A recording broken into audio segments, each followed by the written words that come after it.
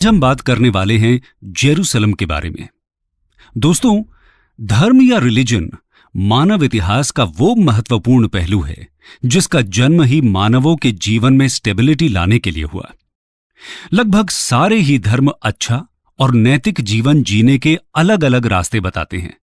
हम कई सारे ऐसे धार्मिक गुरु, प्रॉफिट्स और अवतारों के बारे में वाकिफ हैं जिनके महान विचारों को हमने अपने अपने हिसाब से इंटरप्रेट कर उसको अपने जीवन में लागू करने का काम किया है। लेकिन कुछ इतिहासकारों का ओपिनियन ये भी है कि धर्म का इस्तेमाल कई बार करप्टेड, इन्फ्लुएंशियल और पावर हंग्री लोगों ने अपने फायदे के लिए भी किया, जिससे दुनिया भर में कई सारे वायलेंट कॉन्फ्लिक्ट्स का जन्म हुआ। ऐसी ही एक कहानी है जेरूसलम की, जो दुनिया का ओल्डेस्ट रिलीजियस कॉन्फ्लिक्ट है। वो जेरूसलम शहर की जो जॉर्डन नदी और मेडिटेरेनियन सी के बीच लोकेटेड है। ये शहर पिछले हजारों सालों से दुनिया के 3 मेजर धर्मों और दुनिया की लगभग 55% पॉपुलेशन का होली प्लेस रहा है और उनके बीच के कॉन्फ्लिक्ट का फोकल पॉइंट भी। लेकिन जेरूसलम के सदियों पुराने कॉन्फ्लिक्ट का कारण केवल रिलीजियस नहीं है, बल्कि जियोपॉलिटिकल भी है। हम स्टडी आईक्यू के इस वीडियो में देखेंगे दुनिया के वन ऑफ द ओल्डेस्ट शहर जेरूसलम का वो इतिहास जो उसे विश्व का सबसे ज्यादा चर्चा में रहने वाला शहर बनाता है। हम जेरूसलम के 3000 सालों की कहानी के बारे में भी बात करेंगे और कोशिश करेंगे ये समझने की कि कैसे ये शहर कई सारे रिलीजियस और पॉलिटिकल वॉर्स का सेंटर बन गया। The religious significance. दोस्तों, जेरूसलम के इतिहास से पहले जेरूसलम और यहां पर लोकेटेड सबसे important religious site temple mount या हरमल शरीफ का रिलीजियस सिग्निफिकेंस समझना जरूरी है। ईस्टर्न जेरूसलम में लोकेटेड ये टेंपल माउंट एक होली कॉम्पाउंड है जिसमें currently Al Aqsa mosque, dome of the rock और एक होली वॉल लोकेटेड हैं। अल अक्सा मॉस्क और डोम ऑफ द रॉक मुस्लिम्स और होली वॉल ज्यूज के लिए इंपॉर्टेंट साइट है, लेकिन कई ज्यूज वॉल के अलावा बाकी के साइट्स पर भी अपना दावा पेश करते हैं, जिसके बारे में हम आगे डिटेल में चर्चा करेंगे। खैर, जेरूसलम दुनिया के 3 मेजर एब्राहमिक रिलीजन्स के लिए एक होली साइट है। एब्राहमिक रिलीजन्स का मतलब है वो धर्म जिनके लिंक्स इब्राहिम से किसी ना किसी प्रकार से जुड़े हुए हैं। इब्राहिम का जिक्र जूज के रिलीजियस बुक हिब्रू बाइबल में, इस्लाम की कुरान में और क्रिश्चियंस के बाइबल में मिलता है। फॉर जुडाइज्म, ज्यूज के लिए यह शहर इसलिए इंपॉर्टेंट है क्योंकि हिब्रू बाइबल के हिसाब से यहां के माउंट मोराया में ही इब्राहिम ने अपने बेटे आइजैक का सैक्रिफाइस करने की कोशिश की थी, जिसके बाद उनका गॉड से कांटेक्ट हुआ। इसी माउंट मोराया को Jews holy of the holies बोलते हैं और ये क्लेम करते हैं कि mount Moriah temple mount compound में located dome of the rock के नीचे है। डोम ऑफ द रॉक फिलहाल एक मुस्लिम होली साइट है। हिब्रू बाइबल में यहां के टेंपल माउंट को फर्स्ट टेंपल बोला जाता है, जिसे किंग सोलोमन ने 950 बीसी में बनवाया था। फॉर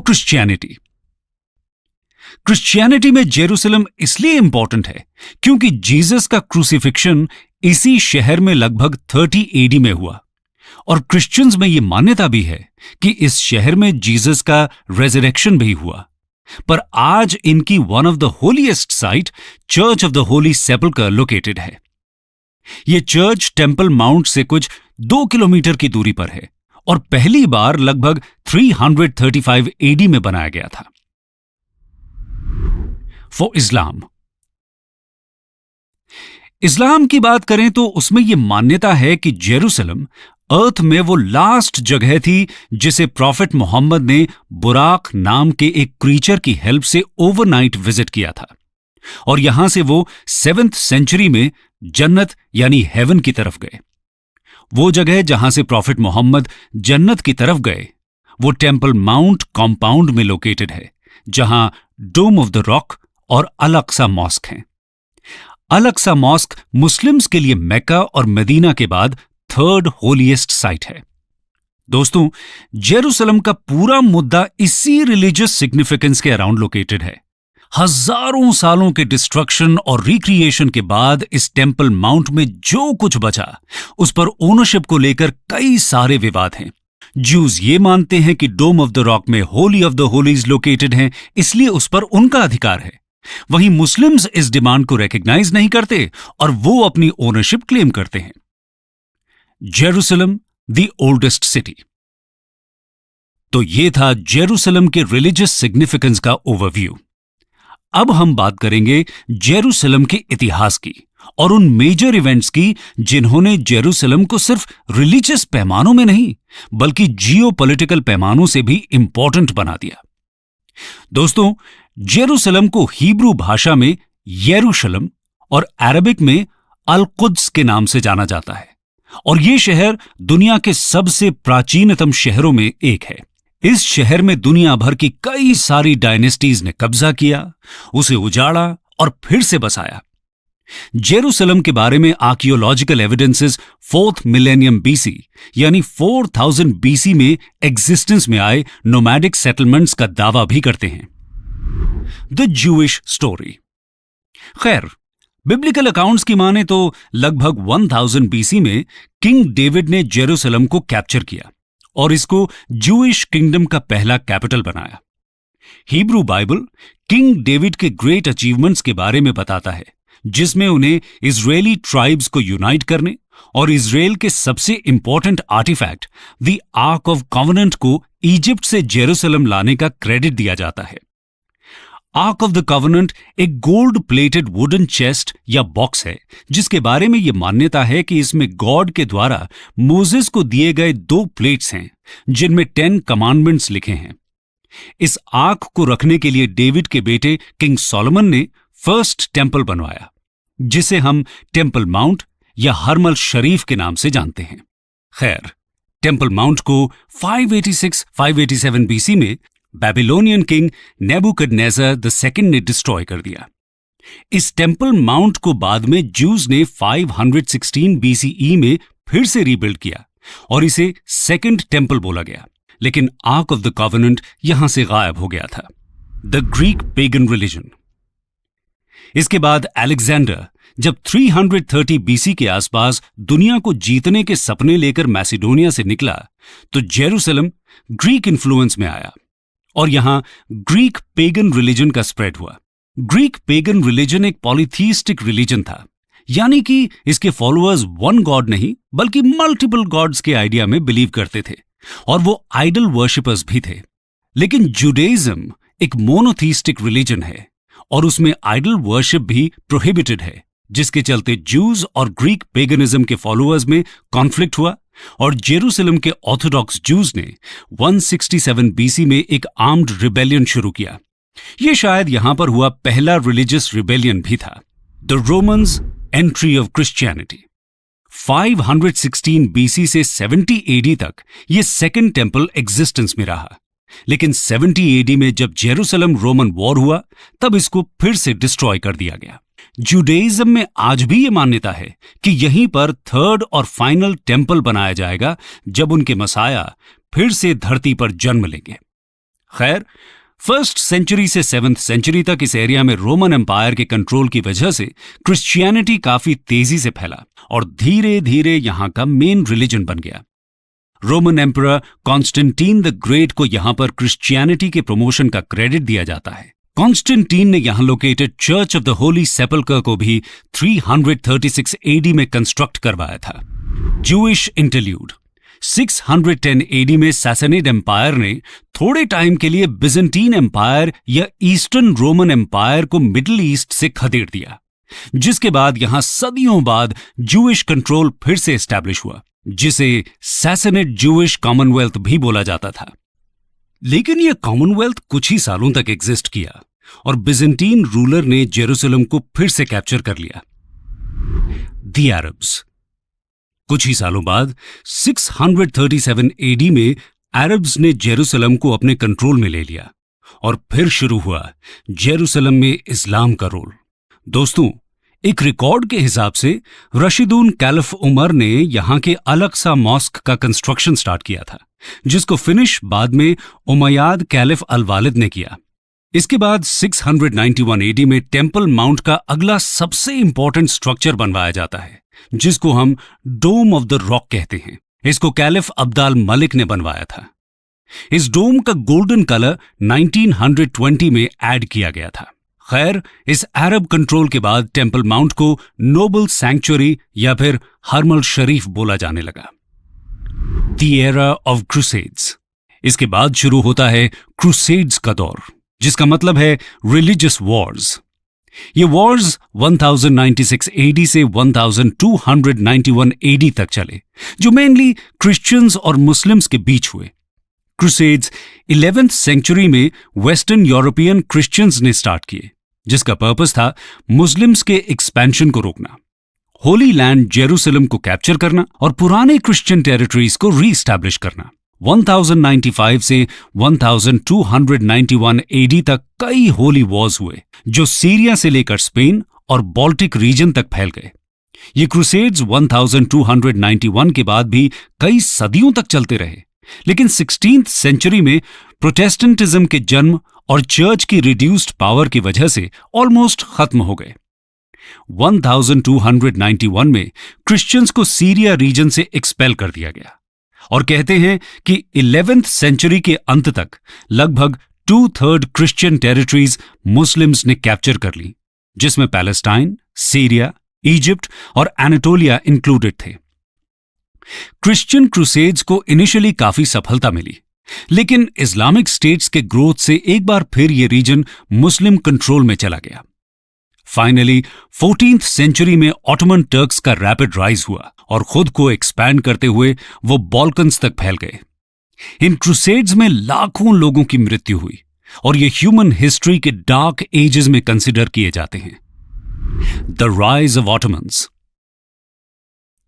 दोस्तों, 1516 में ऑटोमन एम्पायर जेरूसलम को कैप्चर कर लेता है, जिसके रूलर सुलेमान द मैग्निफिसेंट ने जेरूसलम में कई सारे कंस्ट्रक्शंस करवाए, जिसमें वो वॉल्स भी इंक्लूडेड हैं जो आज भी ओल्ड सिटी ऑफ जेरूसलम की बाउंड्रीज को डिफाइन करती हैं।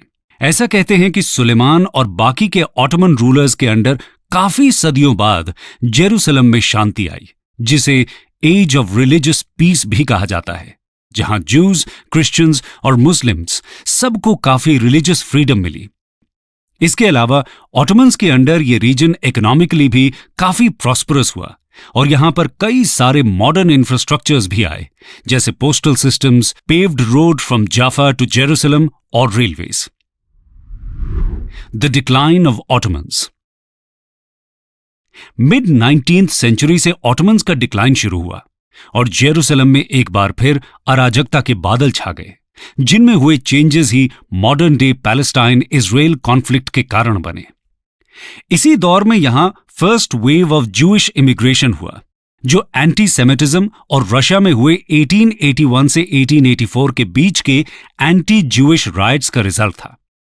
इसकी वजह से ही जायनिज्म मूवमेंट का राइज भी हुआ, जिसने एक जूइश होमलैंड की डिमांड की।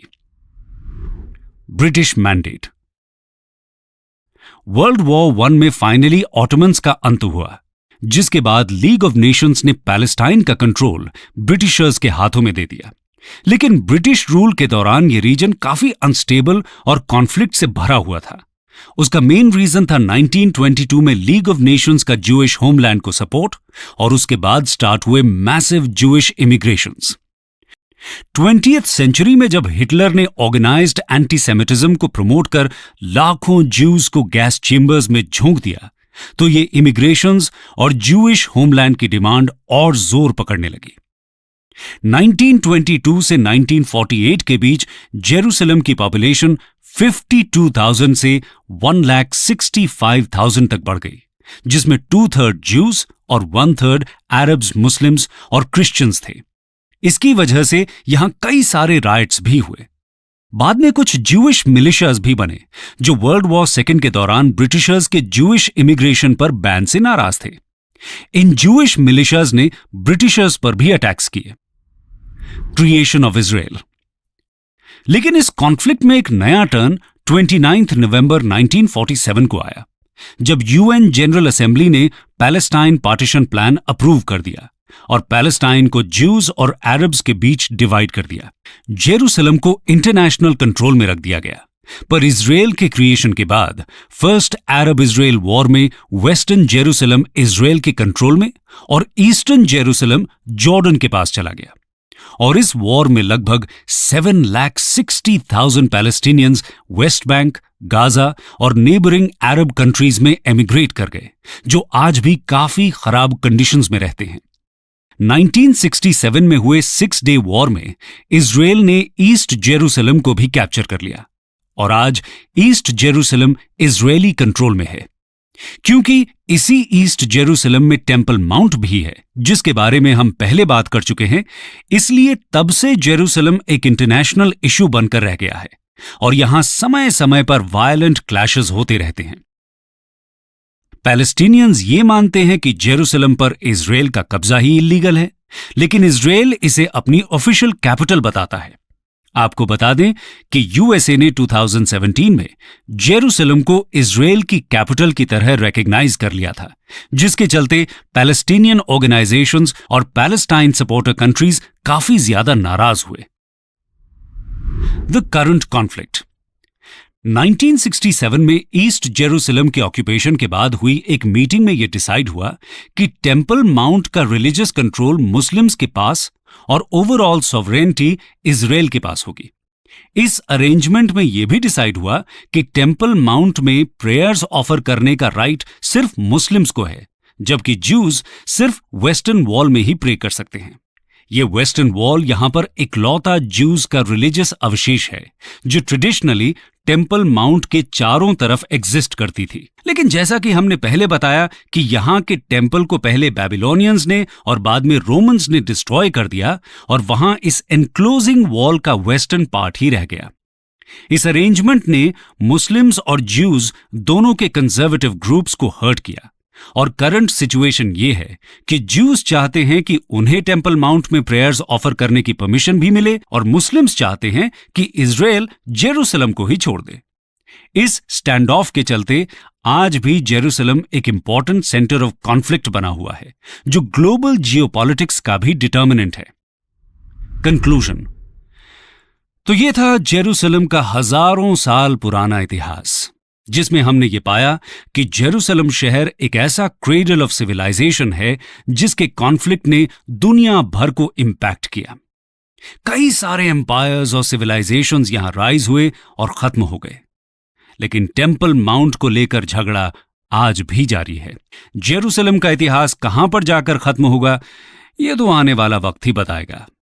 लेकिन एक बात तो तय है कि यह शहर दुनिया भर में हो रहे जियोपॉलिटिकल चर्निंग में एक इंपॉर्टेंट रोल प्ले करता रहा है और शायद आगे भी करता रहेगा। देखने वाली बात यह होगी कि यहां का रिलीजियस और पॉलिटिकल कॉन्फ्लिक्ट कब क्या मोड़ लेगा और कैसे ये एक कंक्लूजन पर पहुंचेगा। इसके अलावा इस कंक्लूजन का दुनिया भर में क्या इंपैक्ट होगा, यह भी एक इंपॉर्टेंट हिस्टोरिकल इवेंट होगा, जिस पर दुनिया के तमाम इतिहासकारों की नजर जरूर होगी। खैर, हम उम्मीद करते हैं कि यहां के सारे स्टेक होल्डर्स एक कंसेंसस के तहत इस प्रॉब्लम को रिजॉल्व कर लेंगे और पीसफुल कोएग्जिस्टेंस और वर्ल्ड पीस को इंश्योर करने में अपनी भूमिका निभाएंगे।